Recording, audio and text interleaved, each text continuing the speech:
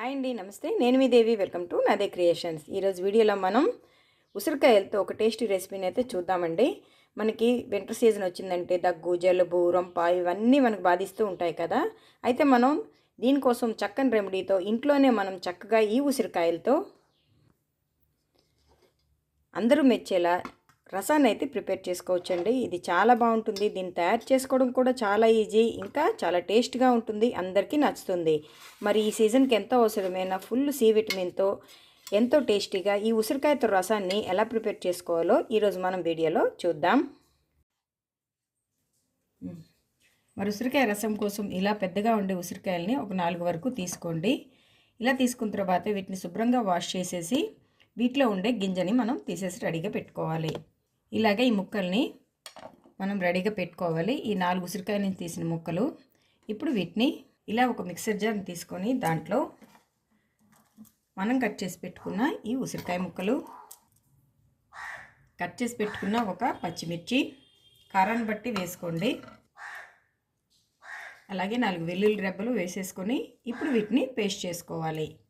ఇప్పుడు స్టవ్ మీద ఇలా గిన్నెలు పెట్టుకుని దీంట్లో 1 టేబుల్ స్పూన్ ఆయిల్ హీట్ అయిన తర్వాత ఇందులో పోపు దినుసులను యాడ్ చేసుకుందాం. జీలకర్ర, ఆవాలు, మెంతులు.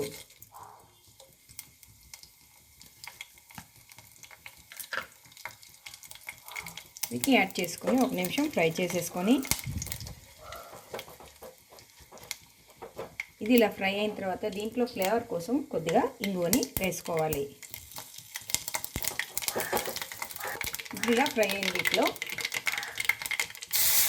1 గ్లాస్ వాటర్ని యాడ్ చేసుకోవాలి. అలాగే ఇంకొక గ్లాసు, అంటే మనం మొత్తంగా 2 గ్లాసుల వాటర్ని యాడ్ చేసుకున్నాం. మీరు తీసుకున్న ఉసిరికాయలను బట్టి వాటిలో ఉండే పులుపుని బట్టి వాటర్ని యాడ్ చేసుకోవాలి, లేదా మీ వాటర్కి తగ్గట్టుగా మనం ఉసిరికాయలనైనా రెడీ చేసుకోవాలి. ఇప్పుడు దీంట్లో మనం రెడీగా పేస్ట్ చేసి పెట్టుకున్న ఉసిరికాయ పేస్టు, మీరు తీసుకున్న ఉసిరికాయల పులుపుని బట్టి అడ్జస్ట్ చేసుకోండి వాటర్ని. నేను తీసుకున్న ఉసిరికాయలు కొంచెం పుల్లగా ఉన్నాయి కాబట్టి 1 గ్లాస్ వాటర్కి 2 చొప్పున 4 ఉసిరికాయలు ఇందులో యాడ్ చేశాను. ఇప్పుడు ఈ వాటర్లో మీ టేస్ట్కి తగ్గట్టుగా సాల్ట్, కొద్దిగా పసుపు, 1 స్పూన్ రసం పౌడరు వేసేసి ఒకసారి బాగా వీటిని మిక్స్ చేసేయండి. ఇది మనకు బాగా మరుగు రావాలి. మనకి రసం చక్కగా ఇలా మరుగుతుంది కదా. ఇప్పుడు దీనిలో కొద్దిగా కొత్తిమీరని యాడ్ చేసుకొని స్టవ్ ఆఫ్ చేసేసుకుందాం.